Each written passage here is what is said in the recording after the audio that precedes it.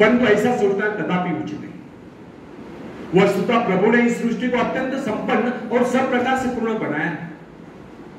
मनुष्य की आवश्यकताओं की पूर्ति के सभी पदार्थ इस धरती पर उपलब्ध है। यदि कोई इस निधि का प्रयोग नहीं कर पाता है तो इसमें उस सृष्टि निर्माता का क्या दोष? विधाता ने तो अपनी रचना संपूर्ण बनाई है। यदि कोई उसे ग्रहण करने में असमर्थ है, आनाकानी करता है, आलस्य में पड़ा रहता है, तो वह जगत नियंता क्या कर सकता है? कहावत प्रसिद्ध है, आप घोड़े को पानी तक ले जा सकते हैं या पानी लाकर घोड़े के सामने रख तो सकते हैं, परंतु उसे पीने के लिए विवश नहीं कर सकते।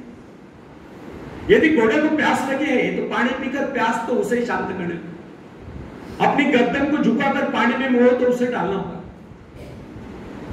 प्रकृति को दोषी ठहराने में वास्तविकता में कितनी भिन्नता है, इसके एक उदाहरण याद रखिए।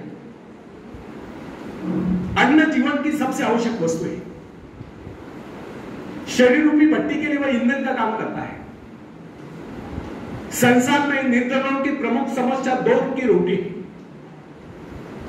कुछ लोगों का यह कहना है कि अन्न की कमी है क्योंकि धरती उतनी उपजाऊ नहीं, खेती के लिए ये साधन नहीं, समय नहीं है।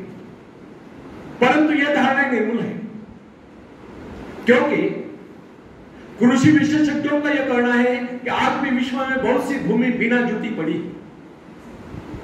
यह भूमि अत्यधिक उपजाऊ है क्योंकि अभी तक इस भूमि में खेती नहीं हुई, इसलिए उसके प्राकृतिक उर्वरा तत्व अर्थात नैसर्गिक सुपीकता अभी तक उसमें सुरक्षित है। इन कृषि विशेषज्ञों का तो यह भी कहना है अगर इस सारी भूमि का सही ढंग से उपयोग किया जाए तो अन्न की कुल उपज 2 गुना नहीं तो कम से कम 1.5 गुना अवश्य हो जाएगी।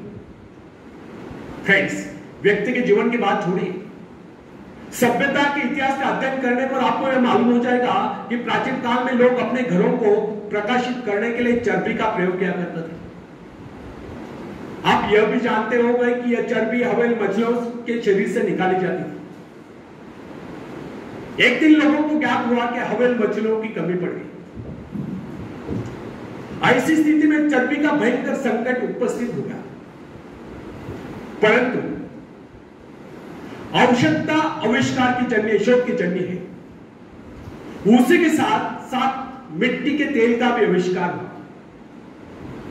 अब कुछ दिन पहले वैज्ञानिकों ने घोषित कर दिया कि मिट्टी के तेल की मात्रा भी कम है और इस बात की पूरी संभावना है कि कुछ ही वर्षों में मिट्टी के तेल के कुएं सूख जाएंगे।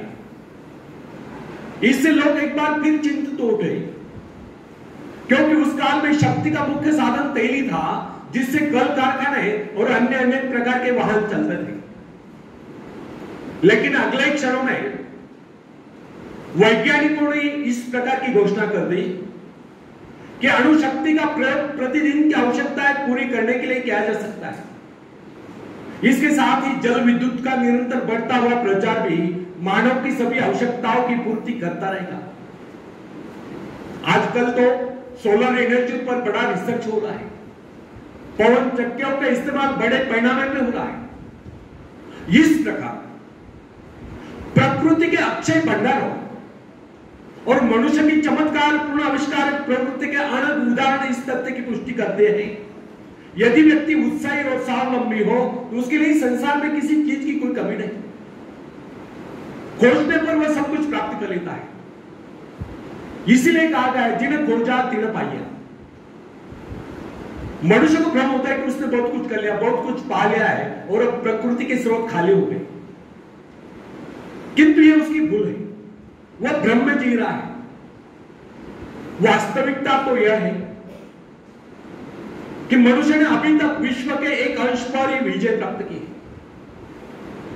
पता नहीं अभी तक पृथ्वी के गर्भ में कितने खजाने अछूते दबे पड़े।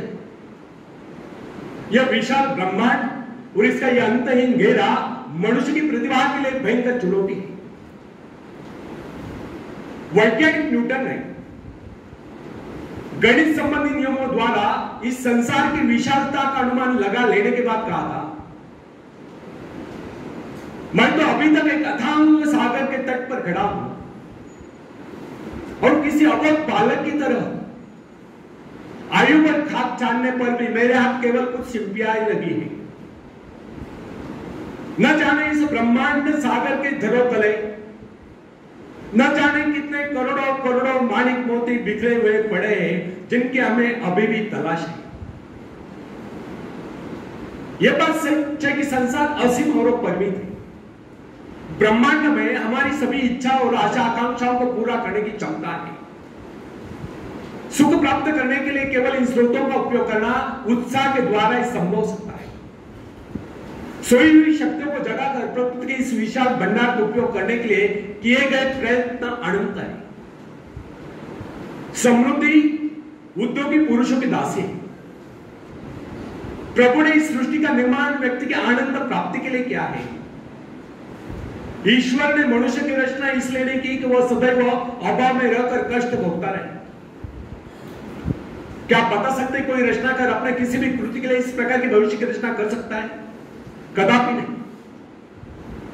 सच तो यह है कि हमारा जन्म सुख शांति पूर्वक जीने के लिए हुआ है। यह सृष्टि हमारे ही उपयोग के लिए बनाई गई है।